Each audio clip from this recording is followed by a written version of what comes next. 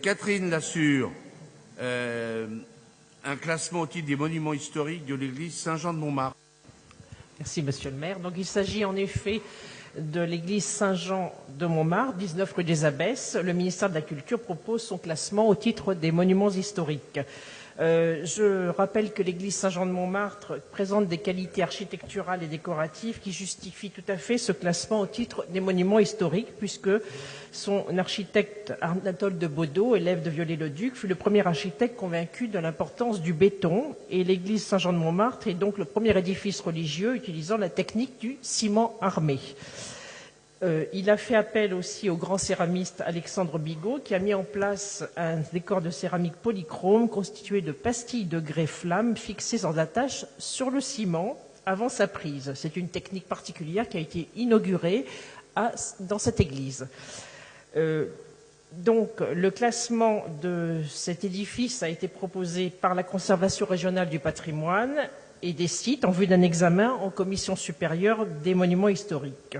Après avis de cette commission supérieure, le ministre statuera sur la proposition de classement.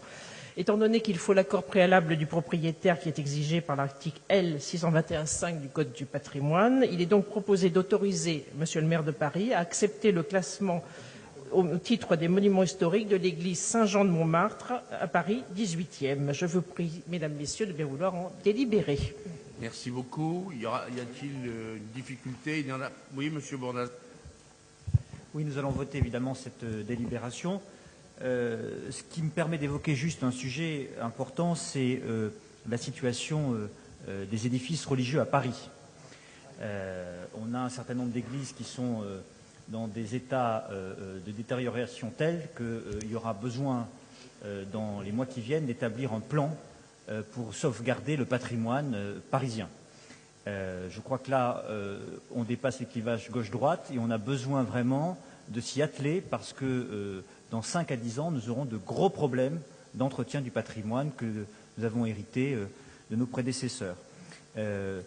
Sur Saint-Jean-de-Montmartre, je voulais ajouter que c'est très bien de le faire, d'autant qu'il y a de plus en plus de touristes. Je discutais avec le père Alexis Baquet il n'y a pas très longtemps, et il m'expliquait qu'il y a de plus en plus de touristes qui s'arrêtent à Saint-Jean-de-Montmartre, et que, évidemment, tout ce flux est tout à fait positif, non seulement pour le quartier et pour l'église Saint-Jean-de-Montmartre, mais ça a des conséquences, évidemment, de l'entretien du patrimoine.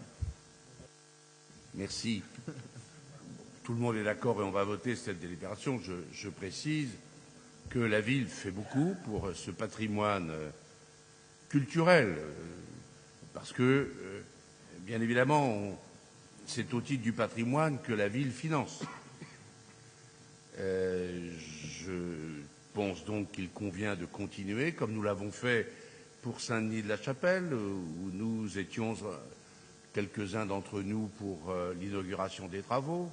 C'était d'ailleurs une très belle réunion avec des chanteurs d'opéra, c'était très bien.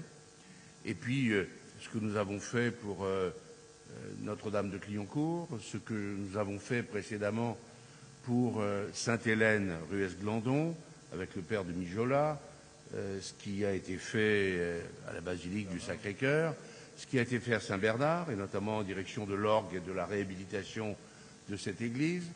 Je crois que Sainte-Geneviève des Grandes Carrières n'a pas été oubliée. Voilà, il reste toujours à faire. La ville le fait. Je souhaite aussi qu'elle se préoccupe des cimetières, n'est-ce pas Pascal Julien?